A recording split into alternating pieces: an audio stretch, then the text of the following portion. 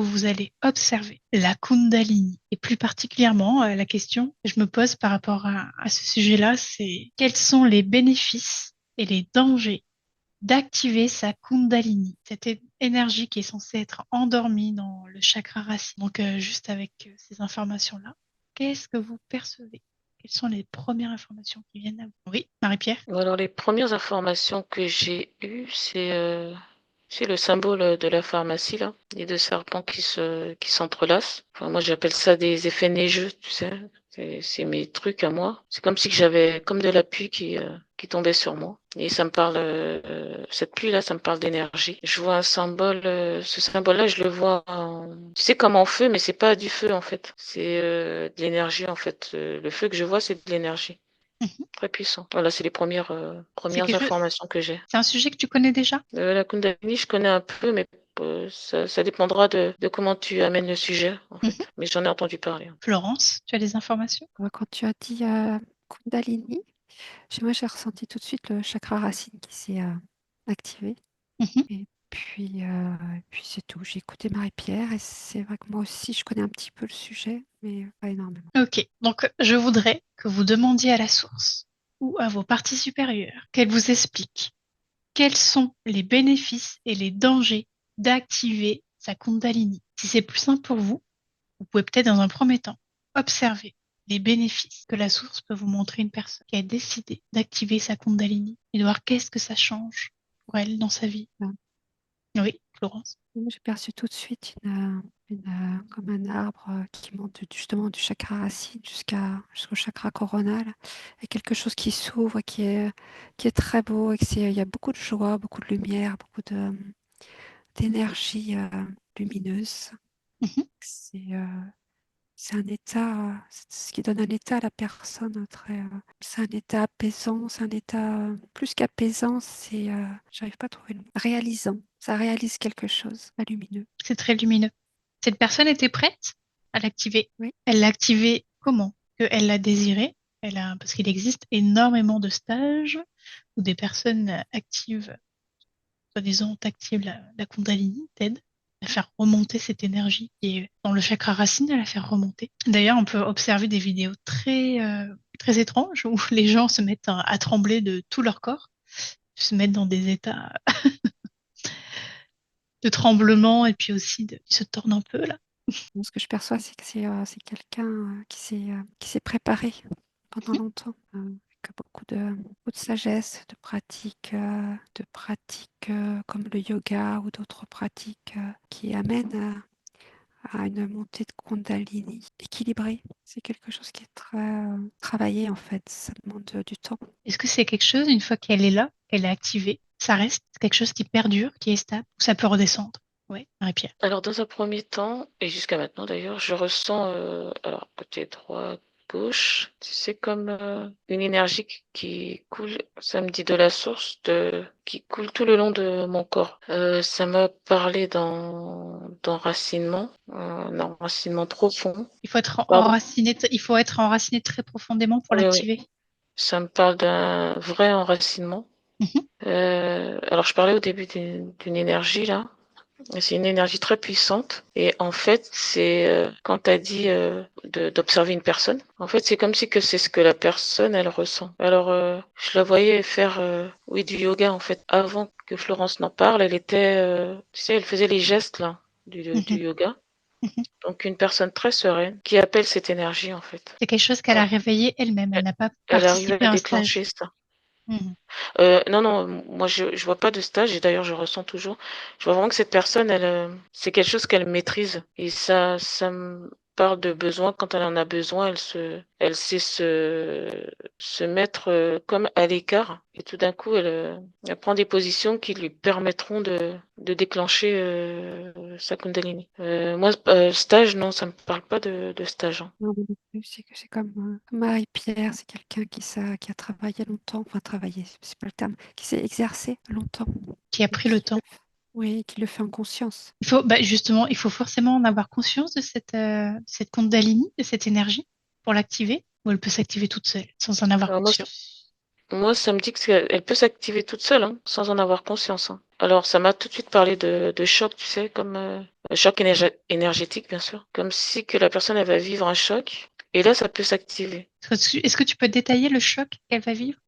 C'est plus un choc, genre réveil de conscience ou quelque chose comme ça. Alors certains appellent ça la grâce, La grâce? la D'accord. sagesse, Oui, la grâce ça, de Dieu, la sagesse. oui, ça peut aller dans ce sens-là. Par contre, ça me dit que ça peut être difficile. Le fait que ça peut se faire violemment, ça peut être pas compris de la personne qui a réveillé ça. Parce que c'est Alors, quelque juste, chose de très puissant.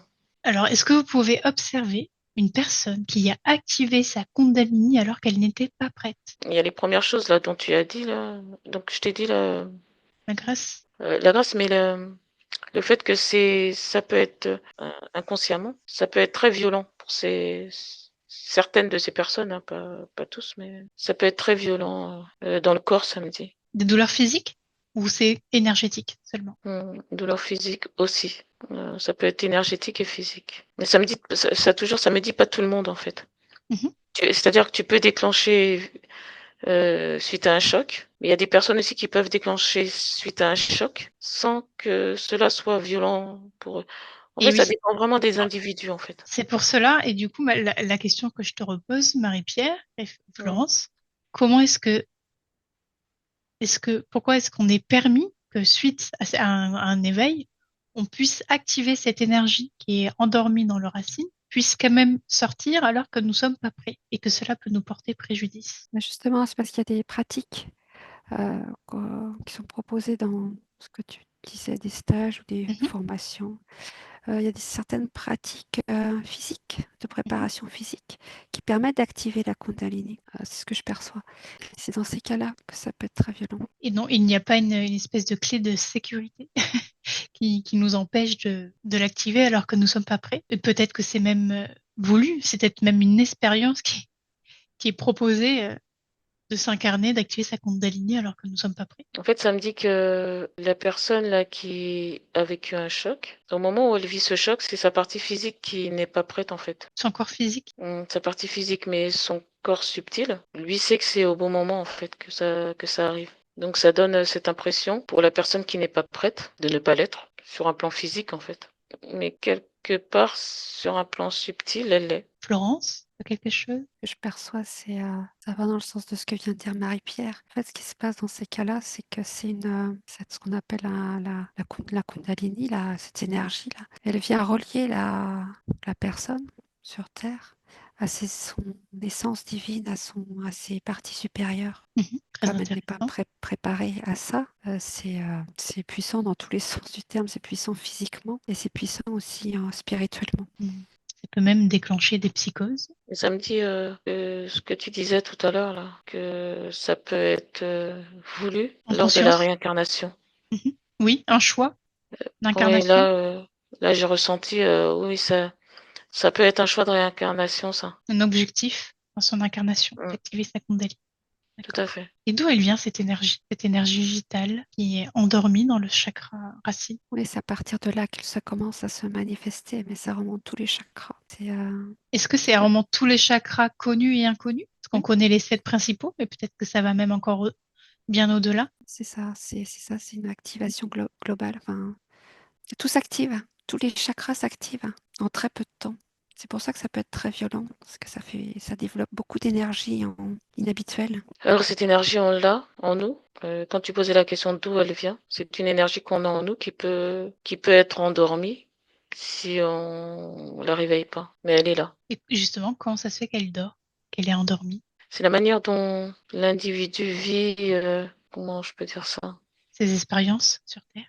Voilà, ces expériences, dire non éveillé, je sais pas si c'est un terme approprié, mais si la personne, elle est dans le physique, dans son corps physique, l'énergie, elle est là, mais elle est endormie. Elle la ressent pas. Elle n'est pas portée, le corps en physique, le cerveau même n'est pas porté là-dessus. C'est juste la personne qui est pas en accord avec ça. Enfin, en accord. Pas synchro avec ça, en fait. Donc, elle a même pas conscience que elle a cette chose magnifique, quoi. Cette énergie magnifique. J'ai envie, oui, ça me dit comme détaché de ça. Est-ce que de base, l'homme a été conçu avec cette énergie endormie? Ça m'a mis un oui tout de suite, hein. Oui, moi aussi. C'est un outil, c'est un outil. Quand l'être s'incarne, il a effectivement cette possibilité d'activer ou non. Enfin, il a le choix. Non seulement il a le choix, mais il a cette capacité à le faire, d'activer la Kundalini. Et c'est son cheminement personnel qui va décider, en fait, s'il le fait ou pas. Et son cheminement, c'est de revenir vers le divin, parce que c'est un moyen de se connecter au divin tout en restant sur Terre. Et une fois qu'elle est activée, cette Kundalini, est-ce qu'elle reste? Est-ce qu'elle est durable? Est-ce que dans le temps, elle reste à toute épreuve ou elle peut s'éteindre? Moi, ça me dit qu'on peut. Elle reste tout le temps là, mais elle sera plus en stand-by. Je sais pas si le terme, dans le terme s'éteindre, tu veux dire Dans le... mourir ou je sais pas. Non, parce que j'imagine que quand cette Kundalini est activée, tu es hyper expansé, tu es dans des très belles énergies, je ne sais Mm. pas. Vous pouvez regarder, vous pouvez développer. Oui, c'est Euh, très belle cette Oui, énergie. oui, Oui, oui, oui, oui, tout à fait. ouais, ça irradie, illumine. mais justement, est-ce que c'est quelque chose qui reste, quoi qu'il nous arrive, quoi qu'importe les épreuves que la vie peut nous apporter, je sais pas, un deuil, un accident. Est-ce que ça reste là, stable, ancré, ou il faut retravailler dessus pour les réharmoniser? Alors, ça me dit que ça reste là, stable. C'est comme si que la densité du corps physique, suite à l'événement en question, prenait le dessus. Et donc, ça peut donner l'impression qu'elle est pas activée ou qu'elle est moins présente. Enfin, l'énergie est moins présente. Mais la nouvelle peut jouer un rôle sur, j'ai envie de dire, la puissance, en fait, de cette énergie-là. La nouvelle reçue d'œil, je ne sais pas. Ça me dit, le corps physique est très dense. Tout ce qu'on reçoit sur un plan physique, et c'est comme si que ça me parle c'est comme si que c'était fait pour effacer justement le subtil, en fait. Donc, ça peut prendre le dessus, en fait, sur l'énergie. Est-ce que vous pouvez observer une personne qui a activé sa Kundalini, ce que ça change pour elle, vibratoirement, physiquement, ses ressentis? Ça m'a renvoyé sur, c'est la personne qui faisait du yoga, là. Mhm. Beaucoup de sérénité, beaucoup de maîtrise. Ça m'a mis comme un plus, un moins, comme si qu'elle gérait, elle savait très bien gérer cette énergie-là. C'est comme si que cette personne-là, elle arrivait à être en phase avec les bonnes comme les mauvaises nouvelles. Il y a une certaine maîtrise. Est-ce que ça améliore son ancrage, du coup? C'est comme si elle est déjà ancrée, en fait, et plutôt que de l'améliorer, c'est comme si elle arrivait à stabiliser et gérer son ancrage plutôt que de le rendre meilleur. Le rendre plus robuste? En fait, elle peut tout faire. Alors je dis plutôt que le rendre meilleur, elle peut le rendre meilleur, mais la personne que j'ai là, en face de moi, c'est une personne elle est plus dans la maîtrise de l'activation de sa Kundalini. Florence? Oui, alors j'étais sur une personne qui vient d'activer sa Mhm. Kundalini. Est-ce que ça change pour elle? Mhm. C'est très puissant, effectivement, ça ouvre beaucoup son côté spirituel, des connexions au divin. Ça lui permet d'être dans un état voilà, vibratoirement élevé. Cependant, si la personne voulait garder cette énergie, il faudrait qu'elle se soit entraînée auparavant, conserver cette énergie qui est très forte et pour pouvoir la moduler, parce qu'on ne peut pas garder une énergie très, très puissante comme ça en permanence, c'est fatigant pour le corps. Le corps n'est pas vraiment fait pour ça.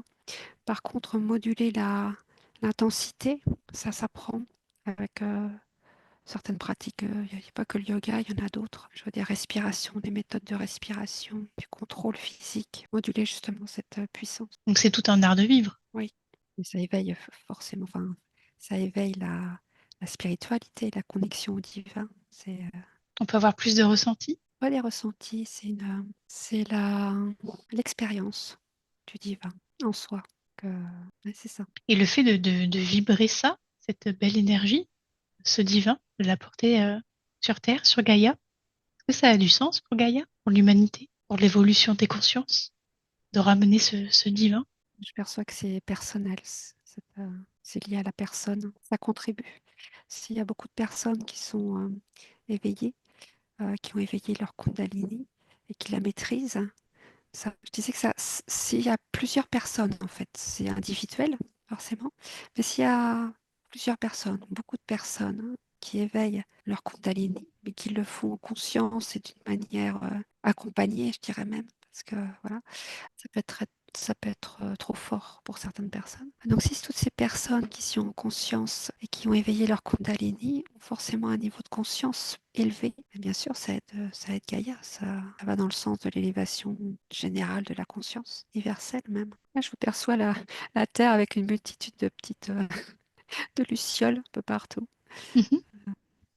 reliées justement par cette énergie lumineuse. Marie-Pierre, tu as quelque chose? Oui, oui, j'écoutais Flo, ce qu'elle disait, c'est exactement ça en fait. Je voyais vraiment que à plusieurs, c'est une énergie tellement puissante. Et effectivement, Gaïa elle est preneuse de ça, quoi. Elle profite de ça. Et un petit peu avant, quand Flo, elle parlait de réguler, j'étais tout à fait d'accord avec ça, de la personne qui régule son énergie, la Kundalini. Et une personne qui a activé sa Kundalini, est-ce qu'elle a un bénéfice pour je veux dire, de rayonnement sur les autres personnes, le fait de rayonner autant, d'avoir d'aussi belles fréquences? Est-ce que ça peut aussi impacter les personnes qu'elle peut croiser dans sa vie? Oui, bien sûr. Oui, ça impacte son entourage, ça impacte toutes les personnes qu'elle croise.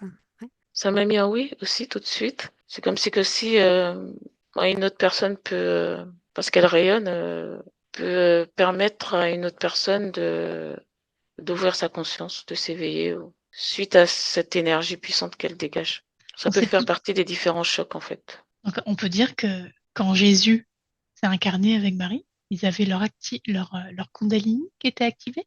Donc, j'ai un nom. D'accord. Ils l'ont activé peut-être plus tard. Plus tard. Vous avez un oui pour l'activation. Oh, moi j'ai pour une activation plus tard, pour Jésus. Et Florence, pour elle, c'est non. C'est ça? Non, je vois pas. Parce que alors, c'est peut-être juste une question de vocabulaire, parce que j'étais déjà tellement connectée, j'avais pas besoin de ça en fait. C'est peut-être la réponse est peut-être oui à ta question, mais Une question de fréquence déjà qui était déjà en eux, d'élevation oui, de c'est ça. fréquence. Oui, c'est ça. Là, ça me dit plus élevé. C'est limite D'accord. samedi, il n'avait pas besoin de l'activer en fait.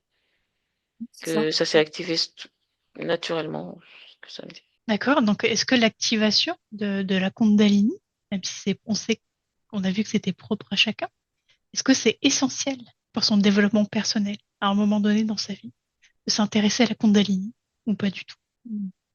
Ça dépend des individus, ça me dit. Oui, c'est ça. Il n'y a rien d'obligatoire. C'est pas une étape à franchir pour arriver quelque part. C'est certaines personnes seront attirées par cette pratique-là, pour arriver à se connecter au divin. Mais pour d'autres, c'est non seulement inutile, mais ça peut être aussi dangereux. Tout à fait. Parce que ça va avec un cheminement spirituel. Et si on essaye d'activer comme ça, mécaniquement, presque, la, la montée de la Kundalini, par des pratiques de yoga ou autres, et si le spirituel ne va pas avec, c'est d'ailleurs, d'abord, ça fonctionne pas très longtemps. Et puis, ça peut être nocif pour la personne, parce que c'est trop violent. Vous demandez une dernière chose sur votre écran. Est-ce que vous pouvez observer un stage, justement, où des personnes proposent d'activer sa Kundalini? Est-ce que déjà vous pouvez observer dans un premier temps l'énergie de groupe qu'il y a lors de ces stages et observer le praticien, comment il s'y prend pour faire activer, faire remonter cette énergie? Respiration, ça me parle de respiration. Positionnement. Enfin, je vois le groupe là, je vois le praticien. Il appelle au centrage, à une verticalité. Alors, c'est bizarre, mais j'ai un peu de mal avec le praticien là. Mhm. Enfin, il dit des choses qui sont sensées. Ça veut me dire aussi que il faut faire attention, quoi, en fonction de la personne qui pratique. Ouais, j'ai exactement la même chose. Et ça dépend beaucoup du praticien. Donc ça me met tu vois, ça me met des termes, centrage, la pleine énergie. Enfin, c'est comme si que j'avais une alarme en fonction de la personne qui enseigne. Mais lorsque c'est bien fait, les mots sont bien placés, l'attitude et surtout la conscience, mettre l'envie aussi, c'est-à-dire déclencher la Kundalini, donc être dans une posture de le vouloir, de l'accueillir. Samedi après plusieurs séances, si on est avec le bon praticien, c'est très positif. Ok. Est-ce que vous aurez un mot de la fin pour cette enquête? Samedi, c'est à chacun de décider de vouloir l'activer ou pas. Et pour ceux et celles qui l'ont activé sans le vouloir, qui peuvent essayer de la maîtriser. S'il y a des douleurs physiques ou autres, ils peuvent essayer de la maîtriser. Est-ce que ça peut être un effet aussi New Age, activer sa Kundalini? Est-ce qu'il peut y avoir un engouement avec ça? Et au final, que ce soit juste voulu, est-ce que ça peut être égotique, l'ego qui veut, mais que on se Ah oui, croit ça c'est prêt, sûr. on se croit prêt, mais qu'en fait, Mais c'est pour ça que là, ça dépend du praticien. Le praticien, un bon praticien, il va s'assurer que tu oui, sois prêt. oui. Tout à fait. Très bien. Ok. Est-ce que vous avez quelque chose pour finir ou tout a été dit? Pour moi, C'est c'est pas ok. une obligation pour élever d'être, voilà, d'élever sa Ces fréquences? spiritualité. Il y a Ça, pas de, ces fréquences, c'est un moyen, mais il y en a d'autres. Voilà, c'est pas on, obligatoire. on peut obtenir la même élévation de fréquence sans activer sa Kundalini? Oui, absolument. Oui, tout à fait.